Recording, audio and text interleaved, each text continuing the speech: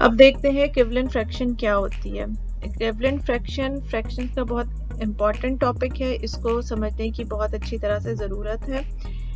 Basically equivalent fraction किसी whole की same value को डिफरेंट न्यूमरेटर एंड डिनोमिनेटर से शो करने का या रिप्रेजेंट करने का एक तरीका है। अमाउंट वही रहती है होल की, बट उसकी रिप्रेजेंटेशन डिफरेंट हो जाती है। हम उसको डिफरेंट डिनोमिनेटर और न्यूमरेटर से शो करते हैं। होल का पोर्शन वही हम शो करते हैं, but different numerator and denominator से। इसकी एक एग्जांपल ये है, यहाँ पर मेरे पास 1 आउट ऑफ 4 है, 1 क्वार्टर है या 1 आउट ऑफ 4 है, शेडेड पार्ट है। अब मेरे पास वही एक स्क्वायर है, बट उसमें मेरे पास उसको मैंने 8 पीसेस में डिवाइड किया हुआ है और मेरे 2 पीसेस जो हैं वो शेडेड हैं। तो हम इसको कह सकते हैं 2 आउट ऑफ 8। अब आप देख सकते हैं इसको विजुअली के इस फिगर में और इस डायग्राम में दोनों में उतना ही पोर्शन शेडेड है, बट हमने उनको डिफरेंट न्यूमरेटर एंड डिनोमिनेटर से शो किया हुआ है। तो हम कह सकते हैं कि 1/4 या 1 आउट ऑफ 4 इक्विवेलेंट फ्रैक्शन है 2 आउट ऑफ 8 की, या 2 आउट ऑफ 8 जो है वो इक्विवेलेंट फ्रैक्शन है 1 आउट ऑफ 4 की। इसकी एक और एग्जांपल देखते हैं।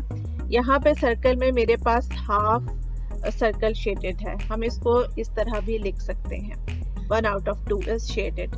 यहाँ पे मैंने सर्कल को 4 में डिवाइड कर दिया है और मेरे पास उसके 2 आउट ऑफ 4 शेडेड हैं। अब मैंने सर्कल को 6 पार्ट में डिवाइड कर दिया है, तो मेरे पास डिनोमिनेटर 6 होगा, क्योंकि मेरा जो होल सर्कल है वो 6 पार्ट्स में डिवाइडेड है। और मैं उसमें से अगर इतने पोर्शन को शेडेड करती हूँ, तो ये मैंने हाफ ही शेडेड किया, बट मैंने कितने उसके पीसेस शेडेड किए 3, तो ये मेरे पास 3 आउट ऑफ 6 हो जाएगा। अब मेरे पास वही सर्कल है, मैंने उसके 4 पार्ट्स को शेडेड किया, क्योंकि अब मैंने अपने सर्कल को 8 पीसेस में डिवाइड कर दिया था। तो अब मेरे पास डिनोमिनेटर 8 होगा, और लेकिन मेरे उसमें से 4 पार्ट्स शेडेड हैं, तो मैं इसको लिख सकती हूँ 4 आउट ऑफ 8। तो इस तरह से हम ये कह सकते हैं कि 1 out of 2 is equals to 2 out of 4, 2 out of 4 is equals to 3 out of 6, और 3 out of 6 is equivalent to 4 out of 6, 4 out of 8। तो इक्विवेलेंट फ्रैक्शन बेसिकली हमारे पास किसी भी होल को की सेम वैल्यू को डिफरेंट न्यूमरेटर एंड डिनोमिनेटर से show करने का एक तरीका है। हम इसको कह सकते हैं कि ये एक फैंसी तरीका है अपने न्यूमरेटर्स और डिनोमिनेटर्स को चेंज करते हुए होल की सेम वैल्यू को शो करने का। हमारे पास होल का पोर्शन वही रहता है, उसकी सेम वैल्यू रहती है, बट हमारे पास उनके नंबर्स चेंज हो जाते हैं। जैसे कि आपने इस सर्कल में भी देखा, हमारे पास सर्कल का उतना ही पोर्शन शेडेड है from this circle to this circle, but उसमें हमारे पास न्यूमरेटर एंड डिनोमिनेटर चेंज होते गए। वो 1 आउट ऑफ 2 का मल्टीपल थे। जब हमने उसको 2 से मल्टीप्लाई किया या हमने उसको 4 में डिवाइड किया सर्कल को 4 पीसेस 4 इक्वल पार्ट्स में, तो हमारे पास 2 आउट ऑफ 4 शेडेड बना। जब हमने उसको फर्दर डिवाइड कर दिया, 6 में डिवाइड कर दिया, तो हमारे पास 3 पार्ट्स शेडेड हो गए। लेकिन जब हमने उसी सर्कल को 8 पीसेस में डिवाइड कर दिया, तो हमारे पास 4 पीसेस जो थे वो शेडेड हो गए। हमारे पास पोर्शन वही रहा, अमाउंट वही रही, बट हमारे पास नंबर्स चेंज होते गए।